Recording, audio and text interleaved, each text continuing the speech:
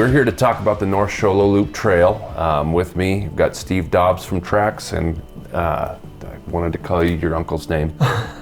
That's not it. Todd Fernau. Todd Fernau and I have worked on this idea for a long time, and only recently have I come to find out that it's kind of been planned and looked at and inside of planning documents since the mid-1990s. So it's not a new idea, but it's something that we've been working on off and on for the last decade through the pandemic. And so what started this desire, Todd, to kind of have a trail system north of Shola?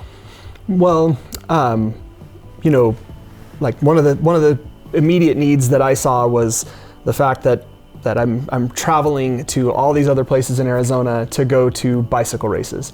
And while we have incredible trails here in the White Mountains, what we lack is the combination of venue or trailheads that can accommodate 1,000 or 1,500 people on a weekend with the trail combined. And so that's when I came to you and asked, what can we do? Right. Well, I remember at the time you owned a bike shop, and you don't anymore. You sold that bike shop, but I actually recently interfaced with the person who bought it from you, and they're very interested in this idea too. I took some time and showed them the map of what we have planned right now, and it's kind of developed into something a lot more ambitious than we originally set out to accomplish. So what we have proposed to the U.S. Forest Service is very different from what we originally proposed in 2015. It was when we originally initiated talks with the Forest Service. And that's kind of under development and review right now. Again, it's a process. It's a long process working with the federal government because they want to ensure that federal public lands are used in the proper way, and we respect that because at the end of the day, that land is ours, right? And we take stewardship over it, and we want it to be used the right way also. So there's been a lot of public input so far, and this is another piece of the public input. We'd like to have some ideas on maybe how to go about modifying it to accommodate more people and more riders, because we do. I mean, I'm from Prescott. My folks still live there. I go to Prescott several times a year, and I'm shocked every single time I go about how many resources they have and how quickly they're able to do them or develop them from idea phase to completion, open to the public, off we go. And a lot of races are there, and they have a very strong mountain biking presence. What does a mountain biking presence mean to a community, Todd, in your estimation? Well, I mean, the last numbers I heard, and Steve might have something more recent, but per racer that comes to the community to do a single event, somewhere between $1,300 all the way up to $1,800 is spent in that community annually. So just move some zeros, multiply that times 1,000, and that's a big free drop of money into our community, and we want that. That's the dollars we want to chase after, right? is the ones that really don't have strings attached, and also it's really good for our community to see that happen. It will help steer people riding their bike to work, or just looking into another form of exercise that they didn't really consider, previously. Yeah, and I think that's an important aspect of the entire approach that we've had is the cultural one. We don't have necessarily here a mountain biking culture yet. And that is certainly something that you see in Durango. It's certainly something that you see in Prescott, closer to home. Right. In Sedona, I mean, there's a lot of areas there that are mountain biking areas, and I've got in my family, my immediate family, mountain bikers who are, they, on their vacations, they mountain bike. That's what they go and do. And in their $100,000 SUV, right? Yep. They're pulling a trailer with couple maybe more than two $10,000+ bikes, and those people aren't going.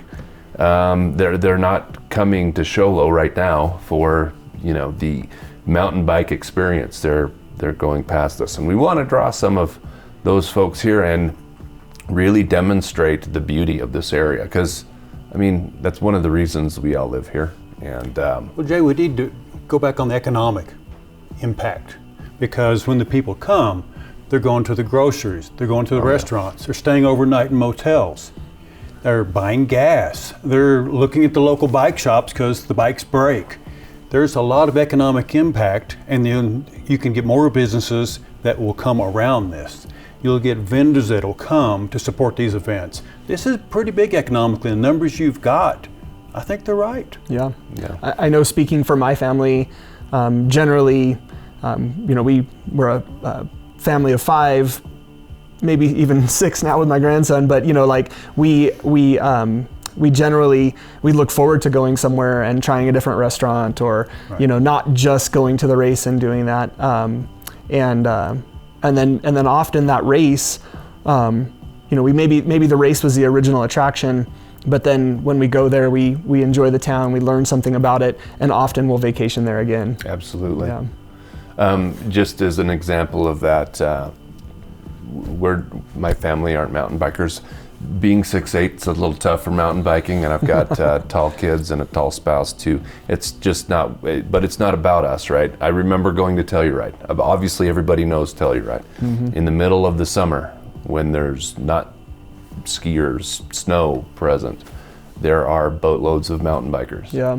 They're always there. That's one thing, having the bike shop. I owned the bike shop for almost 17 years and was in retail. My dad moved up here to be in retail in the 70s. One thing that we noticed that the White Mountains in general suffered from was between the summertime visitors and the ski season, there was the shoulder seasons. There was very impactful negative gaps that were really tough to get through, both in the fall and in the spring. That's one thing, like with the Tour of the White Mountains, when the hospital essentially handed it over to Epic Rides, we asked Epic Rides to move it back a month with the intention of stretching our season a bit, right. and it did help. And that those same family members, they come here a couple times a year, but one of those times is to participate in that race. Yeah. And we love it. It is my favorite time of year up here. Like right now, the fall is just wonderful. So again, lots of economic opportunities for growth, but also a cultural shift too. We could all be in better shape, and having resources available for people to go and ride in the morning that aren't there currently. In town. Yeah. Really close to town. Yeah. So let's kind of transition away from the economic side into the more, I guess you'd call it, infrastructural side. Like, where are we talking about? What kind of terrain are we talking about? Where geographically are we talking about? Yeah, so as center of the town as we can get. It's right on the Central, the north end of Central.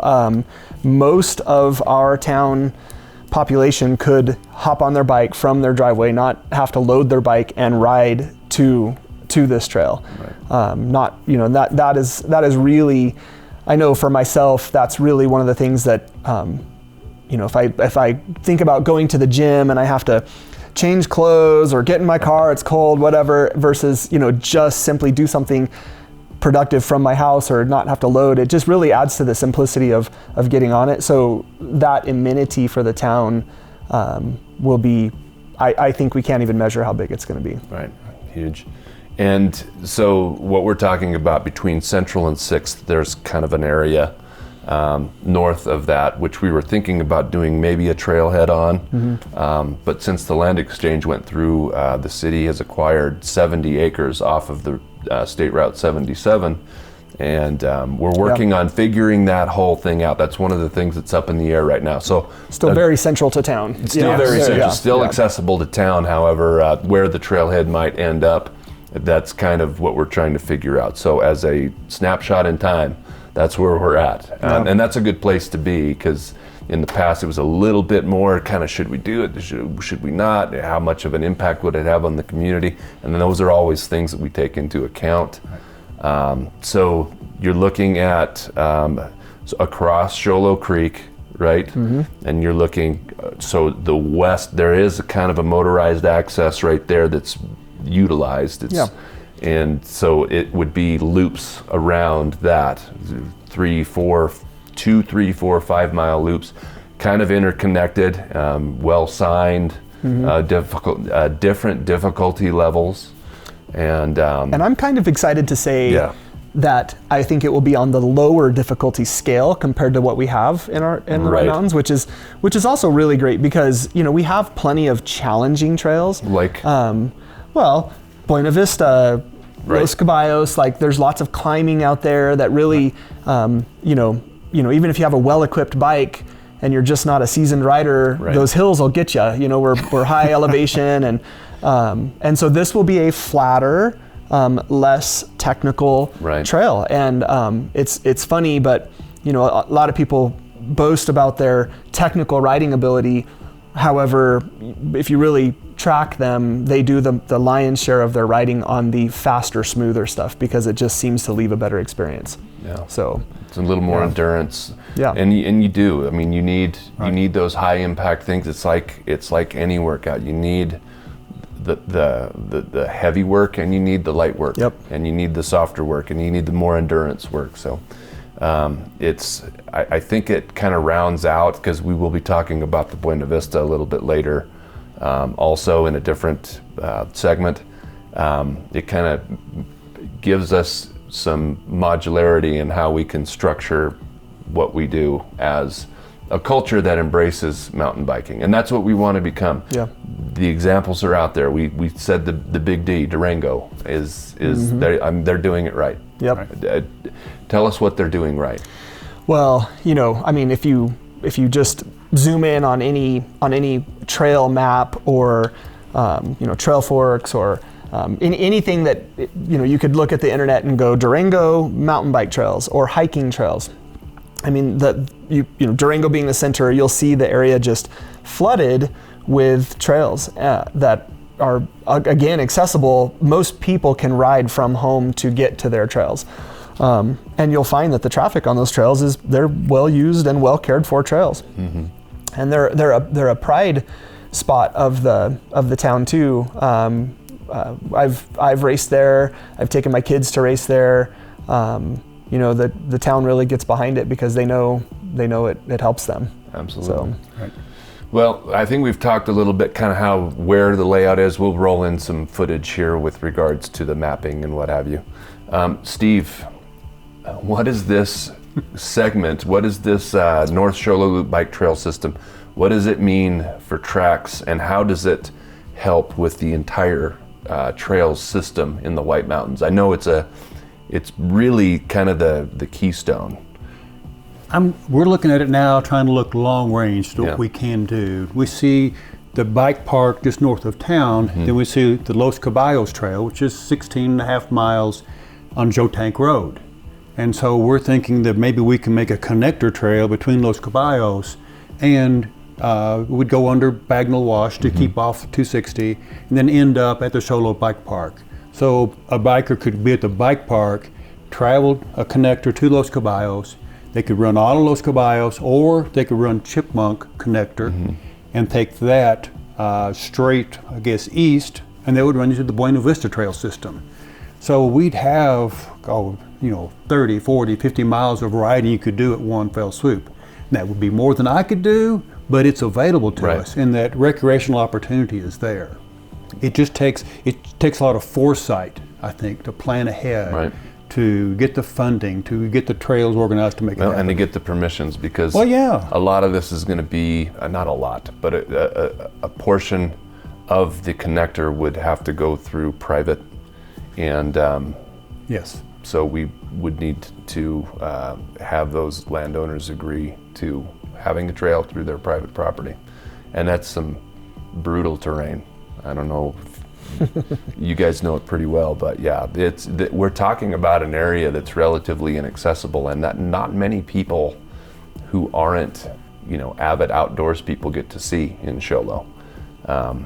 The north end of Fool's Hollow, kind of that section there. North, and connecting to that, it's a beautiful area. Yep. But it's extremely rugged, and it's going to take some planning. And again, we're as a snapshot in time, we haven't really figured out the routing, the permissions, and all that sort of thing. But that's the ideas for the interconnectivity. Yeah, but it takes a while to get all this together. It doesn't happen overnight. Right. Takes a lot of planning. So yeah, that's what we've got planned, and it's been a labor of love for this people in this city for a long time. Again, I found, and we'll roll in some footage, I found some of the planning documents from 1993, 1994 that kind of had a semblance of this idea on it.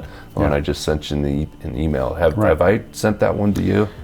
It was an old scanned document that I ran into. Ed Mooter mentioned it a long time ago. He said this is not that far off from what we talked about, a long time ago. And if there's anybody who's going to know, it's going to be Ed. That's right. I think he's got a literal Rolodex in his brain that can just bring stuff up. I remember that from 1991 or 1988. So we'll go ahead and roll some of that footage in here too, just to kind of show the public that this has kind of been an idea for a long time, and we're trying to move it forward. But yeah, it's exciting. I mean, we're at a point now where we're starting to get the word out to folks, and we would like some feedback, positive feedback, on what we could do, how we could do it better. And again, we don't pretend to have all the answers.